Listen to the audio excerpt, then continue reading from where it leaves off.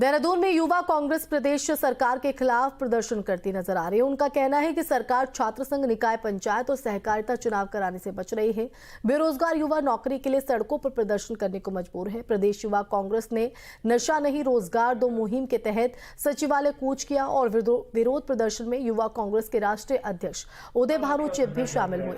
कांग्रेस का कहना है कि देवभूमि में नशे की प्रवृत्ति बढ़ रही है, बावजूद इसके जगह जगह शराब की दुकानें खोली जा रही हैं। उसका टैगलाइन थी नशा नहीं रोजगार दो, और मुझे वो याद आया जैसे हम युवा कांग्रेस में थे उस समय प्रवीण तोगड़िया हाथ में त्रिशूल दे रहे थे, तब हमारा ये लाइन थी कि त्रिशूल नहीं रोजगार दो।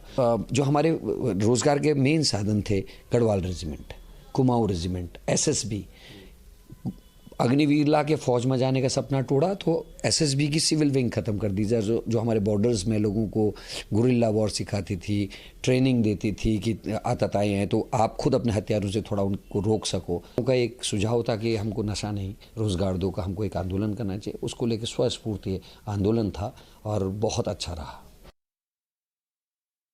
क्यों नहीं? आप एक बात बताइए, आज वो बच्चा तक गाड़ी ड्राइव कर रहा है जिसके पास लाइसेंस भी नहीं है, जिसकी उम्र भी कम है, उसके बावजूद आप गश्त करते हैं, लेकिन आप ऐसे युवाओं को रोकते नहीं हो। जब रोकते हैं तो आप उन्हें कैसे छोड़ देते हैं ये देखिए आपको और सबको पता है। जब पुलिस प्रशासन हो या ट्रैफिक पुलिस हो, उसको सरकार की तरफ से एक मुझे लगता है एक टारगेट सेट कर दिया जाएगा कि इतना टारगेट, इतनी वसूली करके आपको लेके आनी है, तो वो क्या करेगा आप बताइए?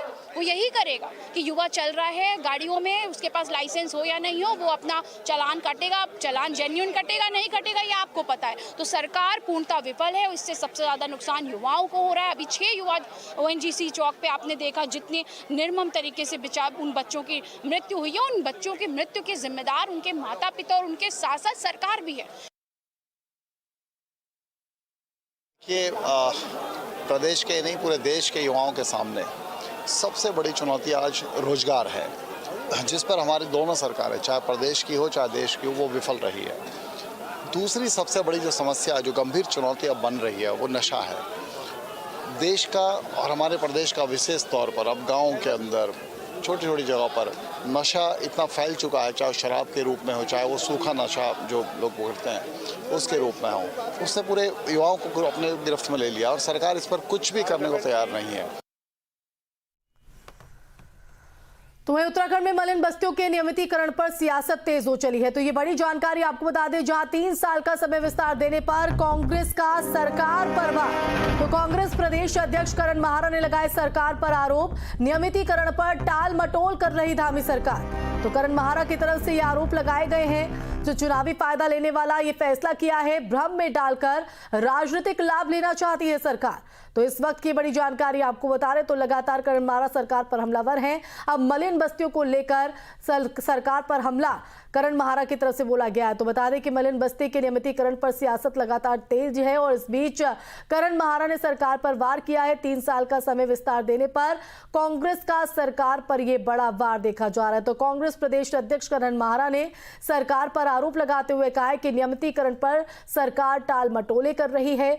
सरकार ने सिर्फ चुनावी फायदा लेने वाला ये फैसला किया है, तो भ्रम में डालकर राजनीतिक लाभ लेना चाहती है सरकार। तो देखिए, मलिन बस्तियों का मुद्दा लगातार विपक्ष मुखर होकर उठा रहा है और इसी पूरे संदर्भ में करण माहारा ने एक बार फिर सरकार की मंशा को लेकर सवाल खड़े किए हैं। मेरा ये कहना है कि जब पहले पूर्ववर्ती सरकारों ने ऑलरेडी इसमें कहा था कि हम ये करेंगे, तो इसको क्यों 3 साल के लिए टाला जा रहा है? 3 साल का कार्यकाल किसी को कोई राहत नहीं देता। मेरा मानना है सरकार ने कदम उठाते हुए उनको रेगुलराइज करना चाहिए। ये केवल निकाय चुनाव में लाभ लेने के लिए आप 3 साल का लटका रहे हो। एक आदमी को फांसी मिल जाए, उसको कहा जाए कि तेरी फांसी 10 दिन बढ़ा दी जा रही हो, तो उसके लिए मौत है। उसको पता है यार आज मरना था, अभी 10 दिन बाद मरना है, वो 10 दिन और कष्ट में रहेगा। 3 साल ये जितने भी बस्ती वाले, इनके दिमाग में ये रहेगा 3 साल बाद फिर हम बेरोजगार बेघर हो जाएंगे।